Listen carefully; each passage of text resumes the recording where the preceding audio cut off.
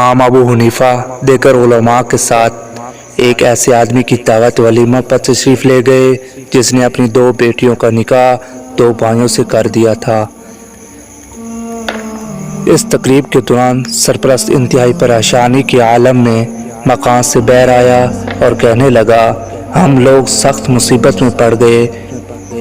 رات غلطی سے دلہن بدل گئی اور ایک شخص دوسری عورت سے ہم بستر ہوا ہے۔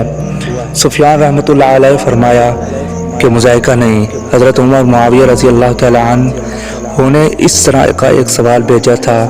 حضرت علی رضی اللہ تعالیٰ عنہ نے اس کا یہ جواب دیا کہ ہر شخص پر صحبت کی وجہ سے مہر واجب ہے اور ہر عورت اپنے شوہر کے پاس چلی جائے۔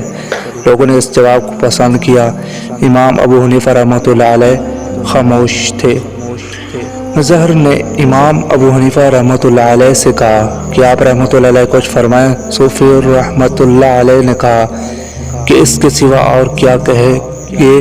امام ابو حنیفہ رحمۃ اللہ علیہ نے فرمایا کہ دونوں لڑکوں کو میرے پاس لاؤ۔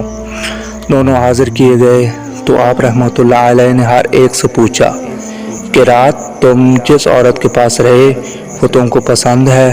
دونوں نے ہاں میں جواب دیا۔ پھر آپ رحمۃ اللہ علیہ نے لڑکیوں کے نام دریافت فرمائے اور مسئلہ کا یہ حل تجویز کیا کہ دونوں مردوں کا نکاح جن عورت سے ہوا تھا ان کو طلاق دے دے اور ہر ایک اس سے نکاح کر لے جس سے اس نے ہمزدری کی ہے۔ لوگوں نے آپ رحمۃ اللہ علیہ کے اس جواب کو بہت عزت سے دیکھا۔